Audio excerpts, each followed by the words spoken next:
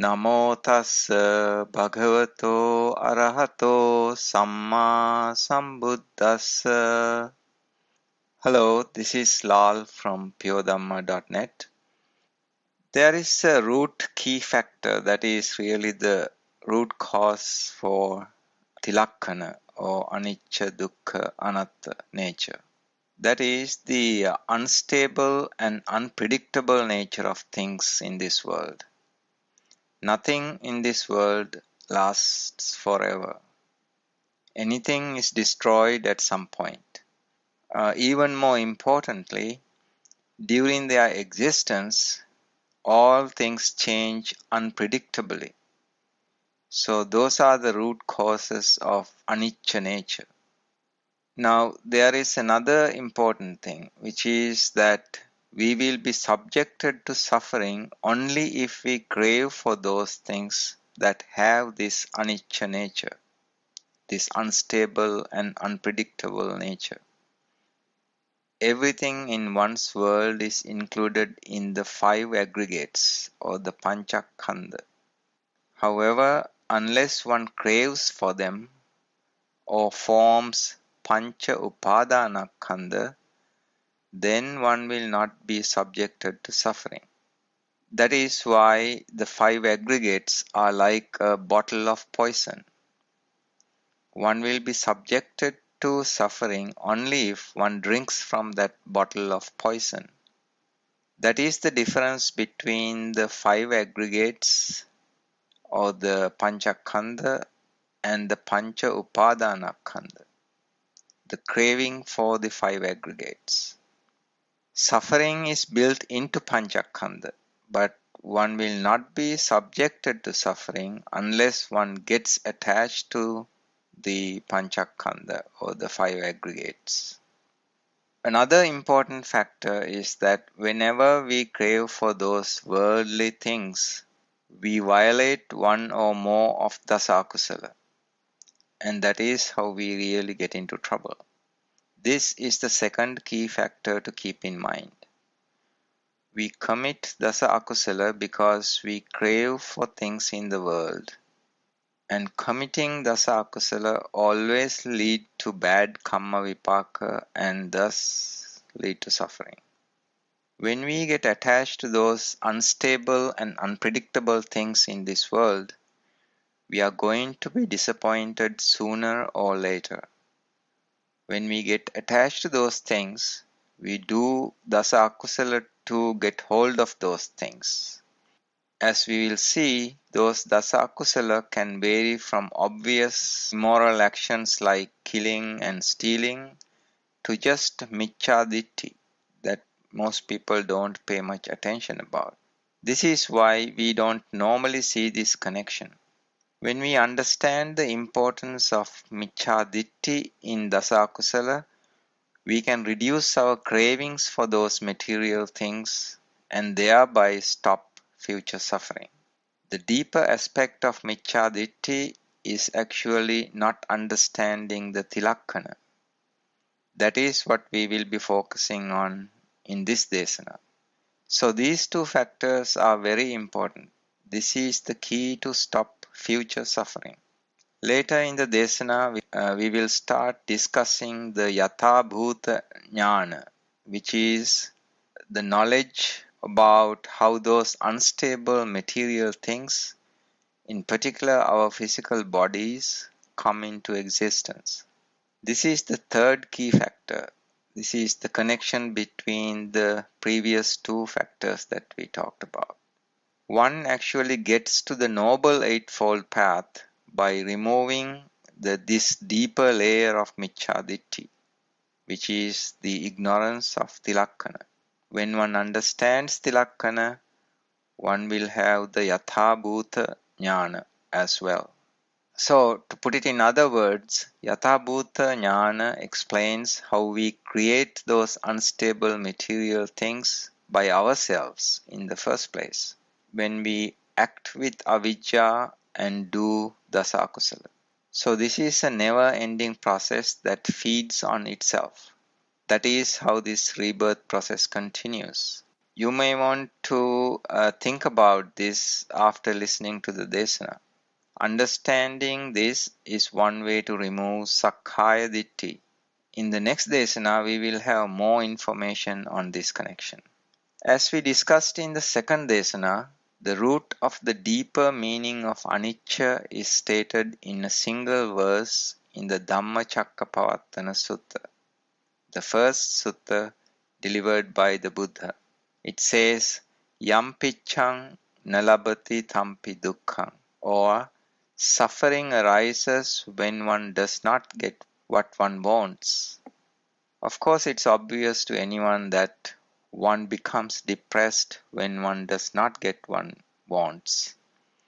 On the other hand, many people would say that there are many instances where we do get what we wanted and thus can become happy. But the important thing about the Buddha's message is that he explained that we always end up not getting what we wanted in the long term. If you include the rebirth process, then in each and every case, we will be disappointed and be subjected to suffering because what we wanted in the first place, we do not get it. This is the deeper aspect of the Buddha's message. And when one starts understanding that, one will be able to remove Sakkaya Diṭṭhi. In fact, understanding this critical phase is the key to removal of all three Sangyojana that are blocking the Sotapanna stage. Those three are, of course, Sakkaya Diṭṭhi, Vicikicca, and Silabbata Paramasa. When one really understands the fact that craving for things in this world always lead to suffering, one realizes that there is nothing in this world that's worthwhile craving for. That is the removal of Sakkaya Diṭṭhi. Now, that understanding makes it clear to anyone how to respond to all these sense inputs without any hesitation. And that is the removal of Vicikicca. And then one realizes that just by living a moral life, one cannot stop future suffering. And that is the removal of Silabbata Paramasa. You have to have that connection or the Yathabhuta Jnana about how these unstable and unpredictable things come into existence in our own minds. You may want to hit the pause button and think about that. If you have listened to the previous three Dēsanas, things may start becoming clear. So we again go to that summary statement from the first Dēsana.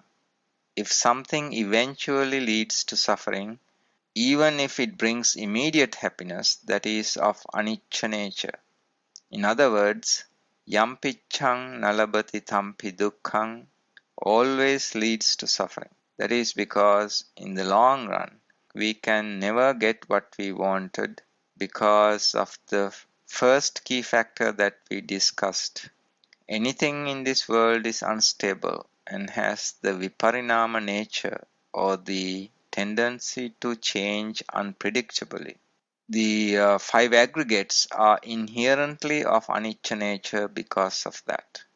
If we get attached to them, we will be subjected to suffering. This is why in the Dhammacakkappavattana Sutta, right after the verse Yampiccang nalabati tampi dukkhang comes the verse Sankittena panca upadana khandha dukkha, which means cravings for the five aggregates is the cause of suffering. So today we will talk about just cravings involving the rupa khandha or the material objects, and specifically the attachment to one's own body. This is a big part of Sakkaya Diṭṭhi. There are several posts on the Dhammacakkappavattana Sutta in the Sutta interpretation section. You may want to read those. So we see that our suffering has roots in the unstable and unpredictable nature of things in this world. When one fully understands this, one is said to have the Yathabhuta Jnana, or the wisdom about the real nature of things. But to see that bigger picture, we need to see how our actions based on our attachment to such things lead to suffering. For that, we have to understand the laws of karma and that those are enforced not only in this life but in future lives as well. We have talked about how a fish biting that tasty bait on a hook will be subjected to suffering without exception. In the same way, one who craves for sense pleasures will be subjected to suffering in the long term. There are no exceptions. This is the key message of the Buddha. A normal human can only see happiness in sense pleasures. The Buddha explained that there are hidden dangers in those sense pleasures. Now, this appears to be a very depressing statement, but in fact, this is the best message that anyone ever hear because this is the key to stop future suffering. When we understand that all future suffering arises because of our cravings, we know what to do to stop that future suffering. Of course, it is not an easy thing to do. Even a Sotapanna who has comprehended this fact may have a hard time implementing it and to get to the Anagami stage. Here we need to understand that this is not merely the suffering that we are aware of, for example, due to body aches and pains and having a depressed mind. This is also about stopping unimaginable suffering in the animal or even lower realms in future rebirths. That is the most important aspect of future suffering. Okay, so now in order to set up this background, we need to take a careful look at the nature of material things that we crave so much in this world. It is impossible to get an idea about the Yathabhuta Jnana in general until we realize the true nature of our own physical bodies. A human has what is called a Ghana Sanya, or the perception of a solid body that he or she considers to be one's own. Now, Ghana means solid or dense. There are two dangers associated with that Ghana Sanya. One thinks that my body is me, so one gets depressed when the body becomes subjected to all kinds of sufferings, or even when the body starts changing due to old age. The other thing is that we don't realize that this body is just a temporary shelter that we have for about, say, 100 years. That is really negligible in the time scale of the rebirth process. We need to worry much more about our mental body or the Gandhabba, and even that will change after at most a few thousand years when we switch over to another existence. For example, maybe to a Deva existence or even to an animal existence. We don't know. That is what we really need to focus on. First, we need to make sure that we will not be reborn in an apaya like in the animal realm. When we do that by getting to the Sotapanna stage, then at that point we will realize that suffering does not end until we put a stop to this whole rebirth process. So it is essential that we take a long-term view. Most of us just want to worry about getting through the day or the rest of the week. So we just go along with the rat race. Then before we even realize, we are at an old age and our brains are not functioning as well as they used to. Then it will be too late to do anything about this problem. And that is what we have been doing for a beginning that cannot be traced back to. We need to take care of this problem right now in this life. In order to get an idea about how our physical body comes to existence, let us think about how a large oak tree arises. You may notice that I use the word arise and not created or even appeared. The Pali word is udaya. Most things just don't pop up into existence. They take time to arise and get to their peak state. For example, an oak tree arises from a tiny seed. It takes years for that little bud that comes out of the seed to grow to a huge tree. Furthermore, 99.999% of the material in that huge oak tree comes from the ground. It wasn't in the seed. The tiny bud that comes out of the seed grows roots, and those roots start taking in water and all kinds of nutrients from the ground. Almost all of the oak tree was built from that material that the roots extracted from the surrounding soil. So you may want to stop and think about this for a minute. That seed basically only had the blueprint for the tree. In the same way, our essence is really the Gandhabba, or our mental body.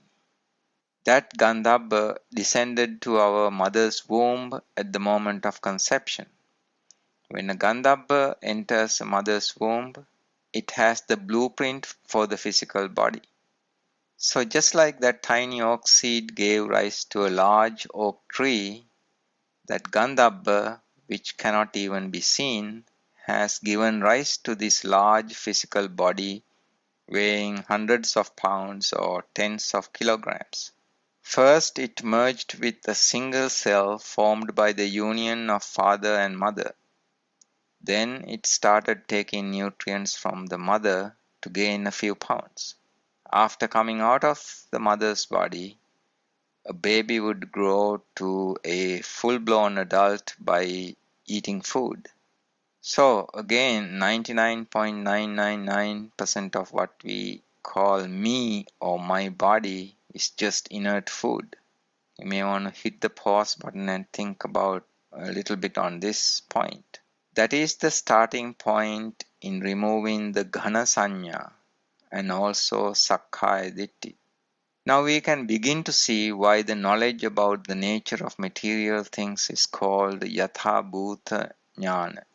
In reality, the essence of any living being, large or small, can be reduced to that Gandhabba, or the mental body. It can be called a Bhuta, or a ghost, since it cannot be seen. In the word Yatha Bhuta, Yatha means the real nature and Bhuta means this ghostly nature, or that cannot be really seen by anyone but a Buddha. It is at the Suddhashtaka level. This Gandhabba is at the Suddhashtaka level, which is million times smaller than an atom in modern science. So it is doubtful that science will ever get to probe that deep into the state of matter. In fact, Brahmas in Brahma realms have very fine bodies, similar in size to that of a Gandhabba, a human Gandhabba. One would not be able to see a Brahma even with the most sophisticated instrument available today. Those bodies are of the size of a Suddhashtaka. So unless a Buddha comes to this world, we will never know about the Gandhabba or the Suddhashtaka stage of matter. Such things can only be seen by a well-purified mind of a Buddha. Now, as soon as the Gandhabba leaves the body will show its true nature. It is inert like a piece of wood. For example, one could be having fun with some friends and the next moment may fall dead due to a heart attack. So in an instant, the Gandhabba had come out of that body and the body has become inert within a split second. Now if we take an ant, it has a Gandhabba too. And our Gandhabba is not any larger than the Gandhabba of an ant. It is just more advanced than the Gandhabba of an ant. Of course, a human Gandhabba may become an ant Gandhabba in the next existence, and vice versa. Of course, there are much smaller microscopic creatures, smaller than ants, that we cannot even see with our eyes. These days we can see such tiny creatures using microscopes. But their Gandhabbas are again the same size as ours. It is just that our Gandhabbas are more advanced. So we can get an idea of how small our Gandhabas are. If those bodybuilders who value their large bodies so much really understand that their physical bodies are actually controlled by a tiny Gandhabba, they would not be so proud of their huge bodies. And of course, those big and impressive bodies would not last very long. So that is one of the two aspects that we mentioned about the reality of nature. We have a wrong perception of Gana Sanya about our bodies, and that is why we give it so much attention. Instead, we should really give our spiritual body or the mental body, Gandhabba, much more attention and try to improve our mental body so that we don't become an ant or worse in the next life. We all like to maintain this physical body in its peak form forever. We want it to look good and we also want it to perform in its peak state. However, with old age, we will lose not only the beauty but also the performance. Some people use expensive surgical procedures to make sagging body parts firm and beautiful. However, any improvement will not last long. In the end, it all goes downhill and that cannot be stopped. Of course, an injury or sickness can make that happen even at a younger age. The more we crave and try to keep up with the failing body by artificial means, the harder it will be for the mind to deal with the realities of old age and any unexpected problems like injuries and diseases. So it is good to think about these facts ahead of the time. Now, I do want to emphasize that we do need to maintain a good exercise program and also to eat healthy in order to keep the body in good condition. But we also need to keep in mind that aging of the body and its eventual death is inevitable. The worst aspect of this is the weakening of the brain. We must make progress on the noble path before the brain becomes less and less functional, or in the worst case, gets something like Alzheimer's disease. We also need to keep in mind that the Gandhabba or the mental body is much more long lasting or long lived than the physical body. As you may remember, we get this mental body for the human bhava or the human existence, which could last thousands of years. Within that time, we will be reborn with the human body many times. Of course, we don't know whether each one of us is at the early stage of the human bhava or close to the end. This could even be the last birth as a human in this human existence. We just don't know. So we should make efforts, assuming the worst case of this being the last human birth in this human bhava. So this is one aspect of the anicca nature. We will not be able to maintain our physical body to our liking, no matter what we do. When we start comprehending that, our Gana Sanya will decrease.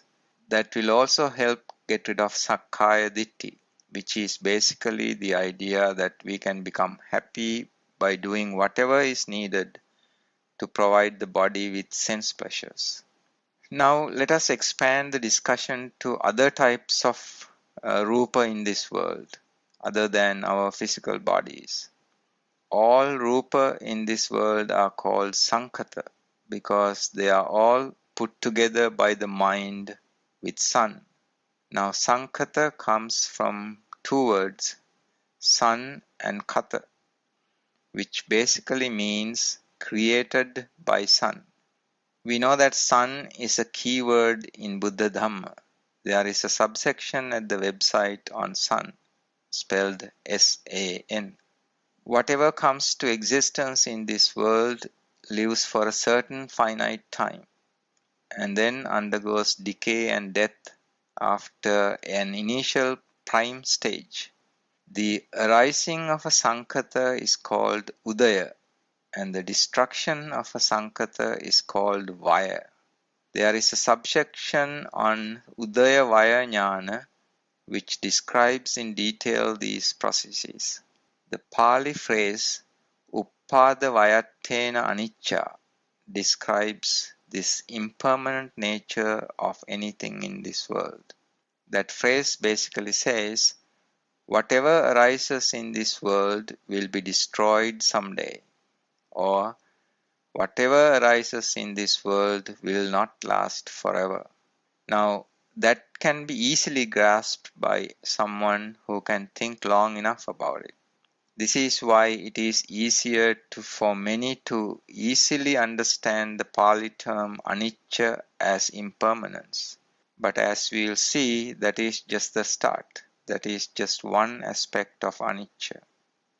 Even to get to the full impact of the statement Uppada Vayattena Anicca, one needs to have the Udaya Vaya Jnana.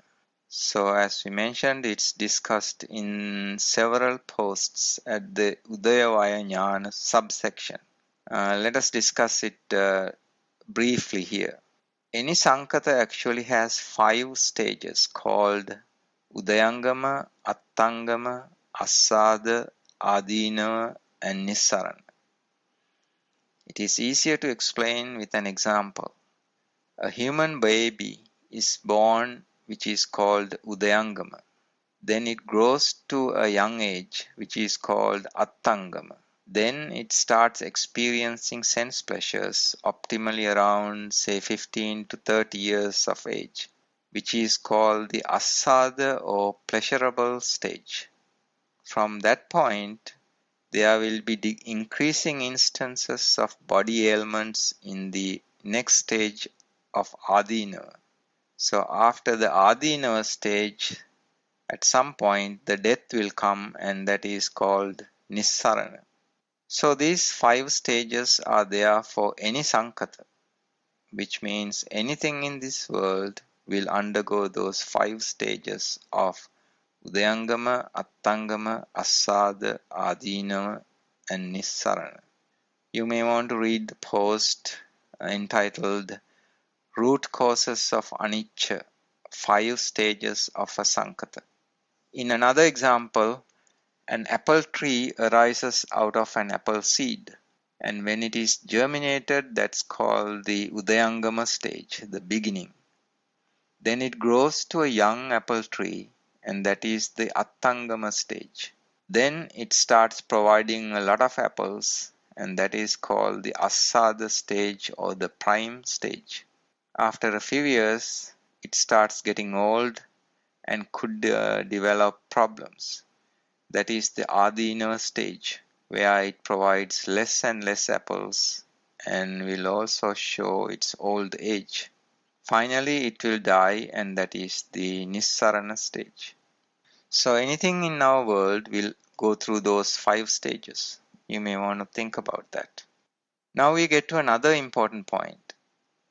An important aspect of anicca comes from what is called the viparinama nature of a sankata. For example, anywhere during the time from the Udayangama stage to the Nissarana stage, there can be unexpected changes in a sankata, regardless of whether it's a human, animal, plant, or a totally inert object like a house. This is called the Viparinama Lakkana or the Viparinama nature of a Sankata. It is not just birth, living, and death. There can be a lot of unexpected changes that happen within that time, even at the Attangama or Asada stages. For example, a young child or a perfectly healthy 25-year-old in his prime can get injured or come down with a sickness. Furthermore, those non-living things that provide us with sense pleasures are also subjected to this viparinama nature. A new car can break down any time. A new house may be flooded or be burned down. As they get to their adinava stage, such unexpected occurrences will happen more and more frequently. So we can see that not only our bodies, but also those material things that we enjoy have this viparinama nature, and that contributes to a lot of our suffering. Those include unexpected things like accidents, injuries, and diseases like cancer. But we are also subjected to suffering due to the viparinama nature associated with inert objects that we like. As we discussed, houses get flooded or destroyed in fires. Cars get damaged or destroyed in accidents, and so forth. All these lead to suffering, and that is called the viparinama dukkha, suffering associated with these unexpected changes. This is what we call the inability to maintain things to our satisfaction. That is an important aspect of the anicca nature. Either we are subjected to direct suffering like injuries or ailments, or to indirect suffering because other people or things that we value or are attached to can be faced with such unexpected problems. Impermanent nature can account for only part of the suffering. For example, when we buy a car, we know that it's not going to last forever. We fully expect to replace it in a number of years. But more suffering or stress associated with the car comes when one has to spend time and money to maintain it, especially when unexpected problems arise. It can get into an accident or parts of it can just stop working. This is true of anything that we buy, whether it is a set of dinner plates or a house. We can also think about the suffering that people around us are experiencing due to this aspect of anicca nature, the inability to maintain things to one's satisfaction. I always think about my parents. I can remember when my parents were young, how they aged and suffered with ailments later in their lives. Now they have passed away. When I went to Sri Lanka last time, I went to see one of my teachers who taught me in middle school. I was shocked to see that he could not even recognize me. He seemed to have early stages of Alzheimer's disease. I remembered him as a young, vibrant teacher, but now I could hardly recognize him. He was old and helpless. All these examples describe the anicca nature that arises from the viparinama of a sankhata during its existence. So to summarize, uppada vayattena anicca that we discussed above is a very basic feature of impermanence associated with sankhata, whether it's a living being or an inert object. Whatever material object that comes into being will be destroyed at some time. Now, even 100 years ago, Einstein and other scientists believed that some things like our universe are eternal, but that has been proven to be wrong by science within the last 100 years. The viparinama nature adds more suffering to that associated with the udaya and vaya of a sankhata, the unexpected changes during its existence. Now let us address the third key point that we mentioned earlier, the connection between how our physical body arises and how it happens with abhisankara or dasa akusala as the cause. You may want to read the post entitled Sankhara, What They Really Mean, to clarify this important connection between Sankhara and Dasa Akusala. This is an important connection that many people are not aware of. Some even do not know what Sankhara really means, since the normally used English translation, mental formations, does not really convey the connection to Dasa Akusala and or Dasa Kusala. Immoral deeds or Dasa Akusala are done with apunyabhi sankhara or bad thoughts in our minds.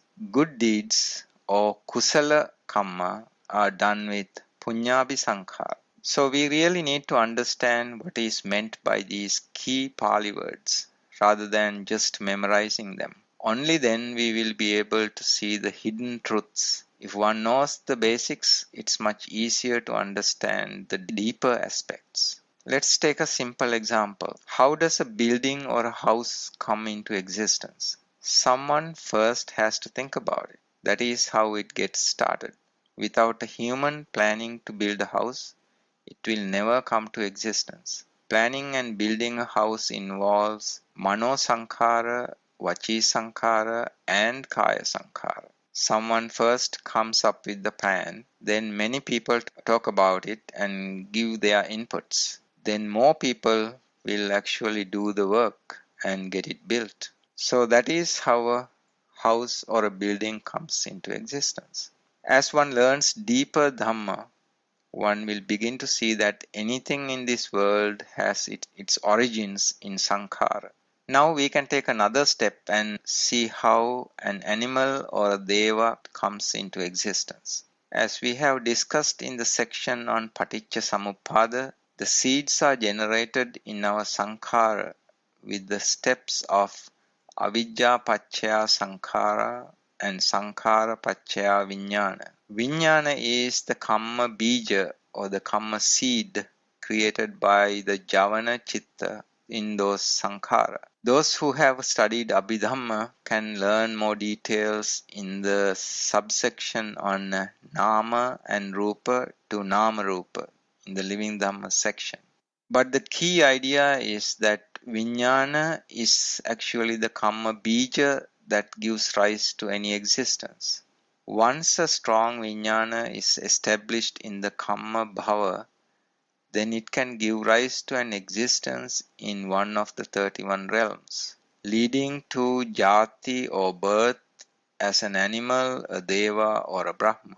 Apunyabhi Sankhara or immoral deeds lead to births in the lower realms, the apayas, like the animal realm. Punyabhi Sankhara or good deeds leads to future births in the human and higher realms.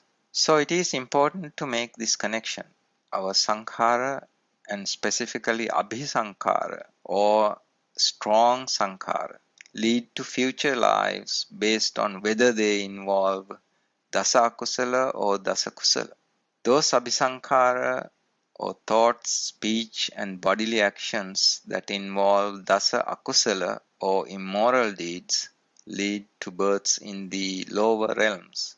Those Abhisankhara or thoughts, speech and bodily actions that involve Dasa Kusala or moral deeds or good deeds leads to births in the human and higher realms. So let me repeat to emphasize this key point.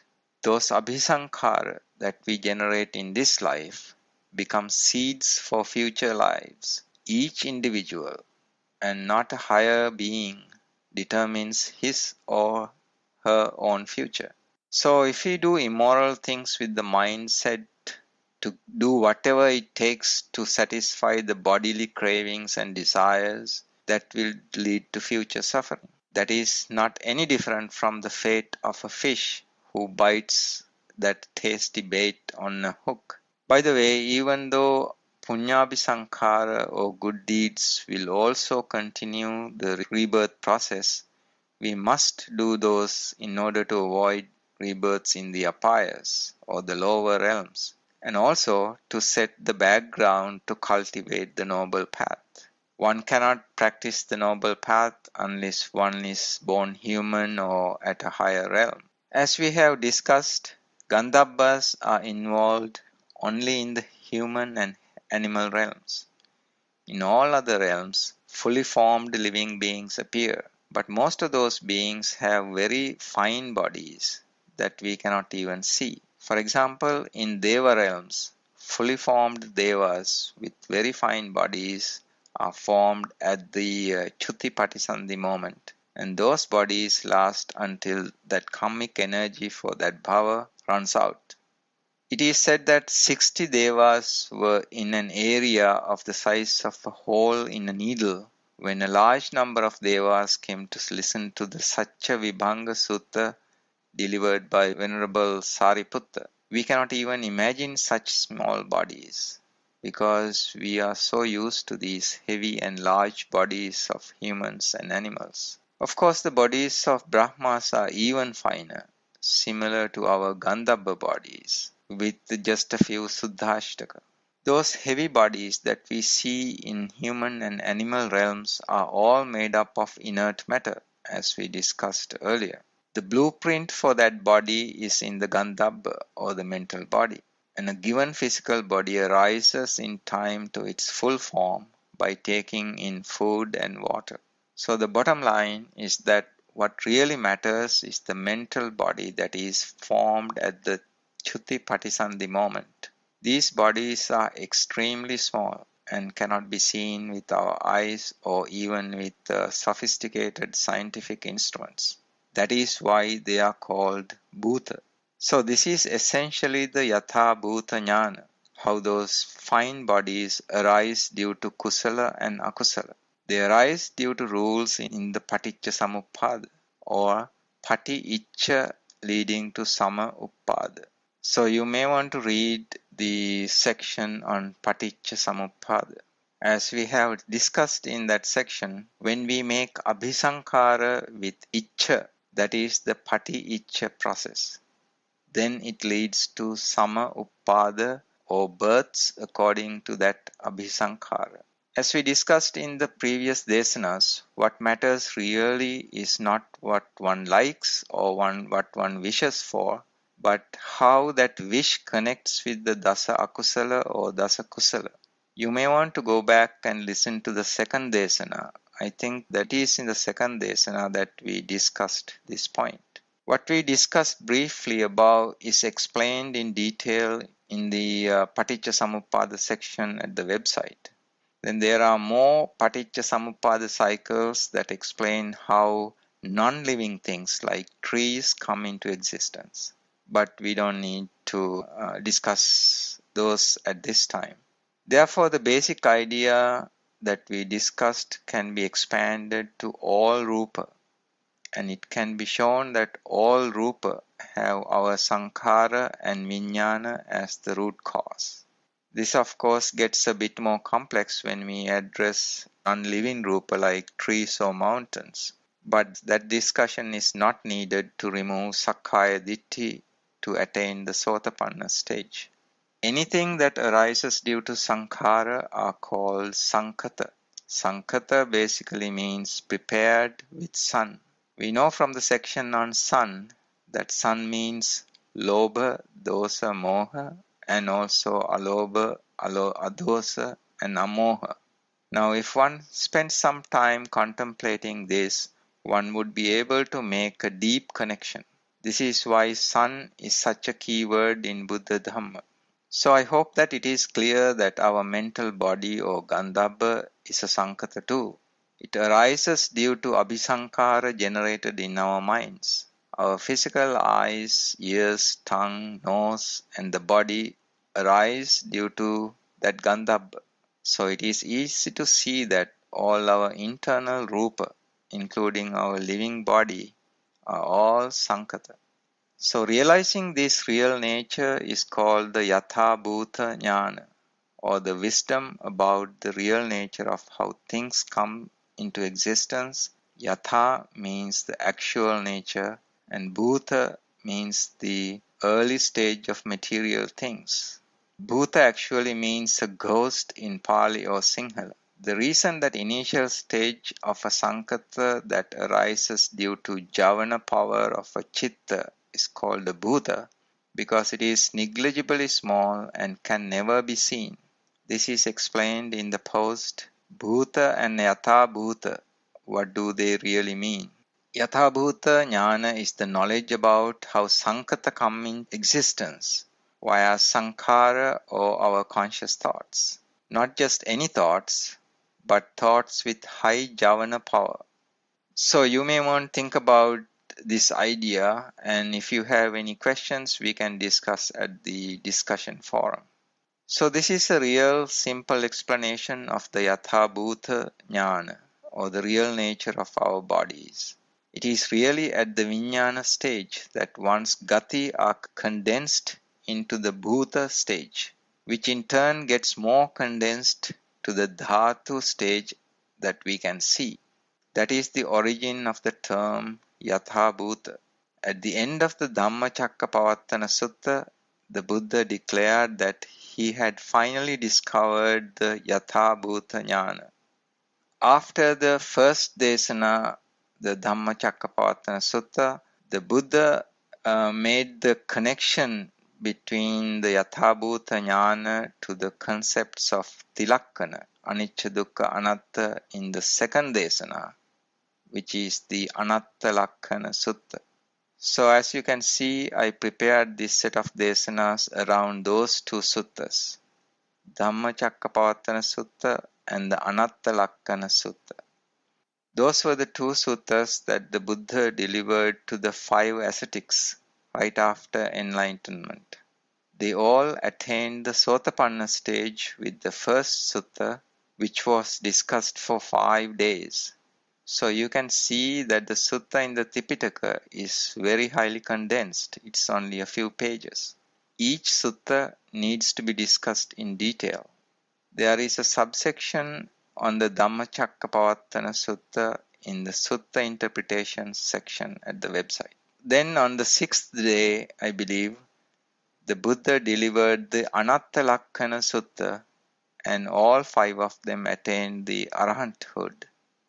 Now, I know that different people with different backgrounds will find this set of desanas to be fairly simple or not so simple. Some people may find them difficult mainly because of the use of Pali words. But it is essential to learn Pali words because there are no equivalent English words in most cases. Now, this is just the framework that I had in mind to set up the key ideas with a new approach. It can be expanded to simplify further, or we can go to deeper levels and discuss and clarify these concepts with more suttas or with Abhidhamma. So I hope there will be questions at the discussion forum. Please don't hesitate to ask questions, assuming that they are too simple. My emphasis is always on simple and fundamental aspects. Without a good understanding of the basic and fundamental concepts, it is not possible to comprehend deeper aspects. Each concept that we discussed can be made even more simpler or much deeper. This is just a starting point for the discussions. Each Dēsana is a discussion topic at the discussion forum under the forum entitled 3 Marks of Existence Discourses. So I'll be wrapping up this set of Desanas with the next one. That will be at the deepest level, and it is possible that only a few people will be able to fully comprehend that one. If one has comprehended the material in the previous Desanas, it will be easier to understand the latter ones. May the blessings of the Buddha, Dhamma, and Sangha be with you always.